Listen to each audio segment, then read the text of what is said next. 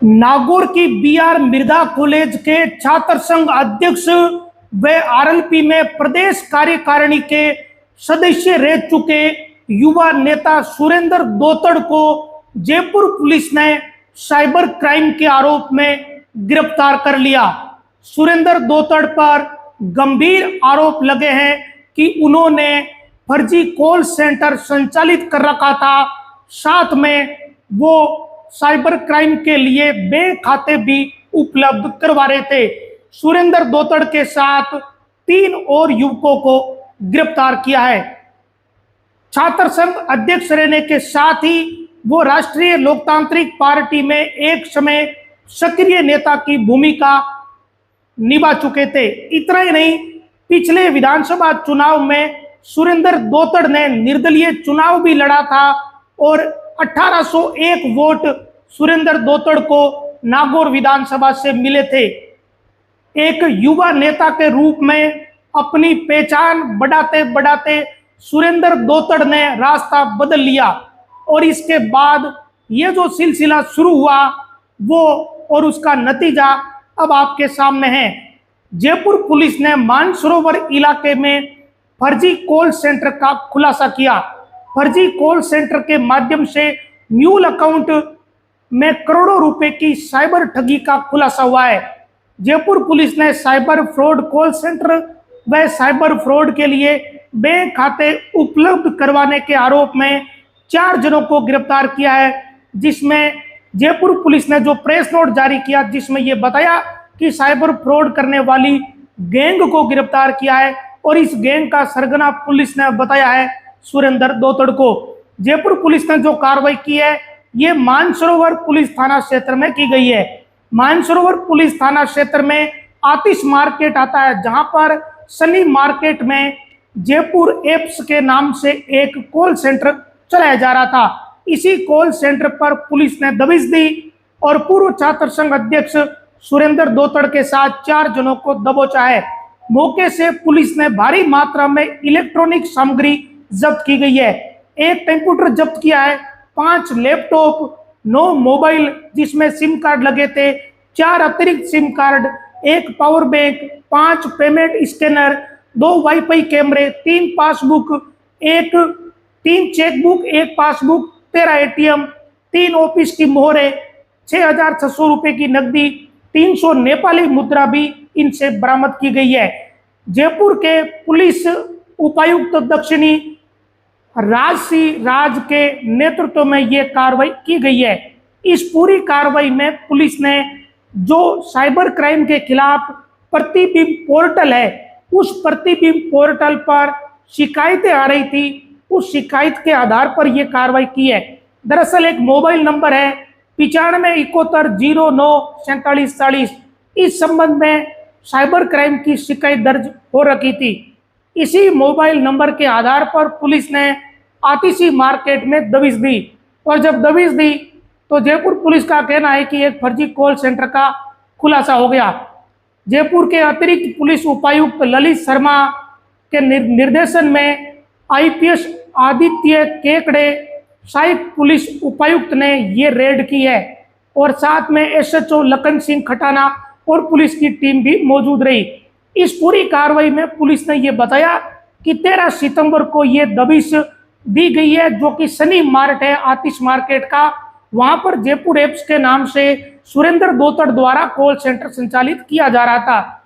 इस पूरे call centre की गतिविधियों को बहुत ही संदिग्ध माना गया है और मौके पर ही सुरेंद्र दोतड़ व उनके साथियों को गिरफ्तार कर लिया गया। अब पुलिस ने आईटी एक्ट सहित अलग अलग धाराओं में मानसरोवर थाने में 801 नंबर मुकदमा दर्ज किया है, जिसमें अलग अलग धाराएं लगाई गई है जो कि बीएनएस और आईटी एक्ट की धाराएं हैं और अनुसंधान शुरू किया है। महत्वपूर्ण बात यह कि एक मोबाइल नंबर जो अभी मैंने आपको बताया 9571094740, इसके खिलाफ और इस मोबाइल नंबर से जो खाता जोड़ रखा था उसके खिलाफ साइबर क्राइम पोर्टल 1930 पर एक शिकायत दर्ज थी। इस मोबाइल नंबर और इस बैंक खाते को सस्पेक्ट माना जा रहा था और ये जो कई शिकायतें इससे लेकर हो रखी थी। उत्तर प्रदेश में शिकायत थी, एक और बैंक खाता था उसकी शिकायत भी उड़ीसा में दर्ज थी, एक और शिकायत है जो कि तेलंगाना में दर्ज थी, और ये खाते इस मोबाइल नंबर से जुड़े हुए थे। इसी के आधार पर नागौर के हाउसिंग बोर्ड और वर्तमान में जयपुर के मानसरोवर क्षेत्र में एक भृंगु अपार्टमेंट है जहां पर सुरेंद्र दोतड़ किराए पर रहते हैं। सुरेंद्र दोतड़ के साथ साथ जो दूसरी गिरफ्तारी है वो एक चंद्रशेखर हरिजन नामक युवक है जो कि महावीरपुरा का निवासी है, लाखेरी का, जिला बूंदी है उसका। और एक और जो आरोपी पकड़ा गया है वो रितेश जांगीड़ है जो कि मूल रूप से चूरू के गांधीनगर का निवासी है। चौथा आरोपी महेश स्वामी है, वो भी चूरू जिले के सरदार शहर का निवासी है। अब जयपुर पुलिस ने जो कार्रवाई की है उसमें पुलिस का मानना है कि सुरेंद्र दोतड़ दो तरह से साइबर क्राइम कर रहा था। एक ये कि वो फर्जी कॉल सेंटर चला रहा था, और दूसरा ये कि उस फर्जी कॉल सेंटर के आधार पर ही म्यूल खाते खुलवाए जा रहे थे। म्यूल बैंक अकाउंट उन्हें कहा जाता है जो खाते खुलवाने के साथ ही उसको साइबर क्राइम में यूज लेना शुरू कर दिया जाता है। यानी आमतौर पर जो बैंक खाता जिस तरीके से आम सामान्य व्यक्ति यूज लेता है कि अपने खाते में पैसे डलवाते हैं, फिर उसका भुगतान करते हैं या उससे कोई खरीद करते हैं, ये कोई म्यूल खातों में नहीं होता, बल्कि किसी को पकड़ते हैं, नौजवान को लालच देते हैं, उसे कुछ हजार रुपए देते हैं, बदले में खाता खुलवा कर उस खाते से पासबुक, एटीएम, उस जो नंबर जुड़े हुए मोबाइल नंबर, वो सारे अपने पास रख लेते हैं, और फिर उन खातों में आता है साइबर क्राइम का पेमेंट, और उस साइबर क्राइम के पेमेंट को निकालते हैं अलग अलग खातों में सर्कुलेट करके एटीएम के जरिए। तो ये म्यूल अकाउंट होते हैं, कई तरीके से म्यूल अकाउंट काम करते हैं। तो ये पूरा खेल सुरेंद्र दोतड़ द्वारा चलाया जा रहा था, ये जयपुर पुलिस का आरोप है, और इसी आरोप में गिरफ्तारी की गई है। नागौर जिले के लिए सुरेंद्र दोतड़ का नाम ऐसा नहीं है कि जिसे कोई जानता नहीं। आप भजनलाल शर्मा की सरकार आने के बाद स्थितियां बदली है।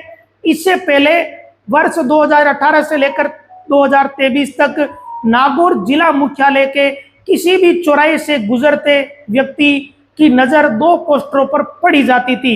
उसमें एक तरफ फोटो होता था सुरेंद्र दोतड़ का, दूसरी तरफ फोटो होता था नागौर सांसद हनुमान बेनीवाल का। और बेनीवाल के सक्रिय कार्यकर्ता के रूप में सुरेंद्र दोतड़ ने कई साल तक काम किया।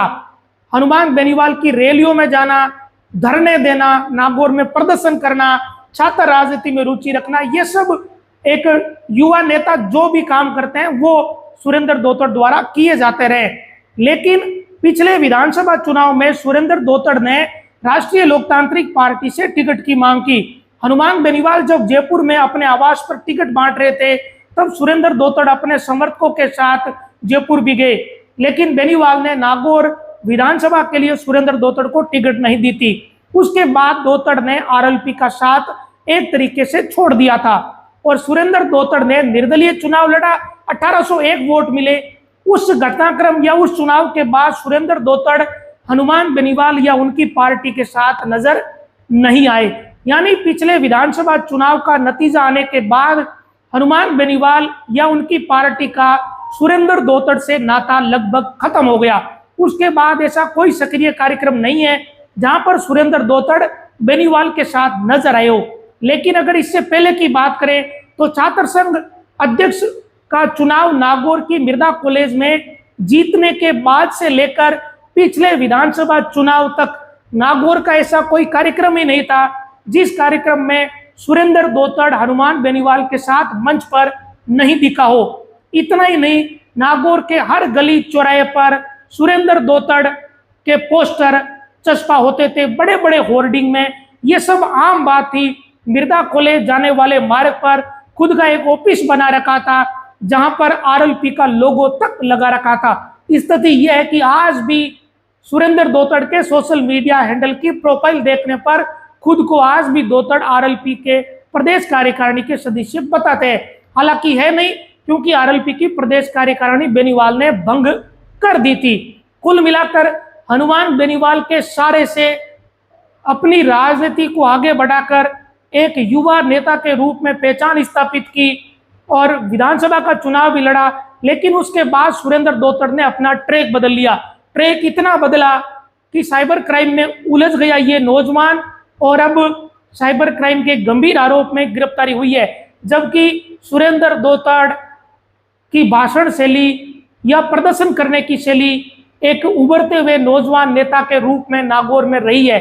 भले ही इस बात को कोई माने या नहीं माने, लेकिन बहुत ही सामान्य बैकग्राउंड से, सामान्य परिवार से आने के बावजूद सुरेंद्र धोतड़ ने नागौर में कुछ ही सालों में अपनी एक अच्छी खासी पहचान स्थापित कर ली थी और एक नौजवान नेता के रूप में स्थापित होता हुआ ये युवा नजर आया था।